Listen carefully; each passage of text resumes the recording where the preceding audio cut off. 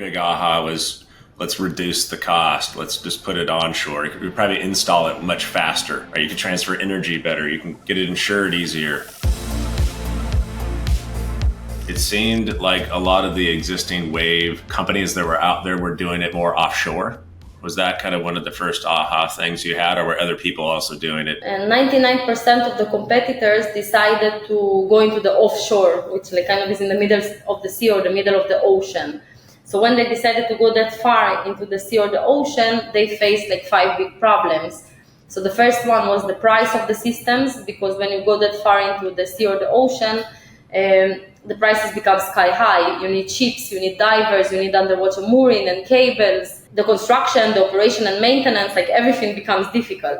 The second problem was really the survivability of these systems, because in the offshore you have waves sometimes of 20 meters and even higher. And unfortunately, no man-made equipment can survive the loads of a 20 meters wave height. So many of those companies, like for example Pelamis, which was a very famous offshore wave energy company from Scotland that built kind of a big red snake, they invested around $150 million in development costs in a few hundred kilowatt technology, which is kind of small, with never ROI in that prices, but they still decided to build it with the hope that it will start high and go down. It broke down after 3 days of operation on the coastline of Portugal. So $150 million total loss within 3 days of operation. Because again, 20 meters... Well, and bringing the energy all the way, bringing the energy all the way back in seems challenging as well. Exactly. So that's kind of the third challenge. So most of those companies, they got so preoccupied with trying to lower the costs that were high as is and surviving, that most of them never got the chance to connect to the electrical grid. That was an additional cost and an additional problem.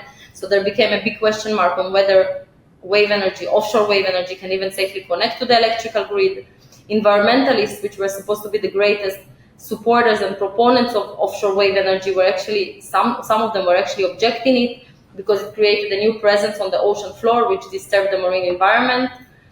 And the insurance companies were reluctant of insuring offshore wave energy technologies, because very high prices, breaking down very often, that's not exactly a great insurance case. So that became an additional problem for wave energy, because if you can't insure it, how can you get funding for it easily, or securing funding for large scale multi-million-dollar project? Offshore. So your big aha was, let's reduce the cost. Let's just put it onshore. You could probably install it much faster, right? You can transfer energy better. You can get it insured easier. Yeah. So our kind of, let's call it, unique selling points were not only in the fact that it's only onshore, but that we came up with different additional mechanisms and complementary technologies that enable to solve different problems. So in terms of the price, you're absolutely right. The fact that we're onshore, it's much cheaper. You don't need ships, you don't need divers, you don't need underwater works and cables. So that definitely makes the work more cost efficient. But also what we did is that we actually decided to only put the floaters in the water, and all the expensive conversion mechanism, the generators, the hydraulics, everything is on land, just like a regular power station. That's very different than what the offshore companies did, because most of them put all the conversion equipment inside the floater. So when the floater was damaged, there was a total loss to the system. In our case, it wasn't. Plus, we could use much more standard equipment, because it didn't need to take the strong heats and the loads that are inside the floater. They could actually be on land and work just like a regular power station. We were able to achieve higher reliability and survivability, because we came up with a patented storm protection mechanism.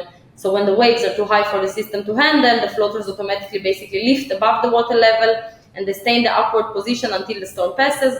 When the storm passes, the floaters go back into the water and commence operation. Yeah, I think it's really interesting, kind of those floaters you have, and they're just basically just harnessing kinetic energy, as you kind of mentioned, right? And then they're just bringing it on shore. And it's really interesting insight on how to, just rethink a problem. And I think that's the fun stuff I love. I'm definitely an entrepreneur. I love innovation. I like looking at big problems and just going, do we need to do it that way?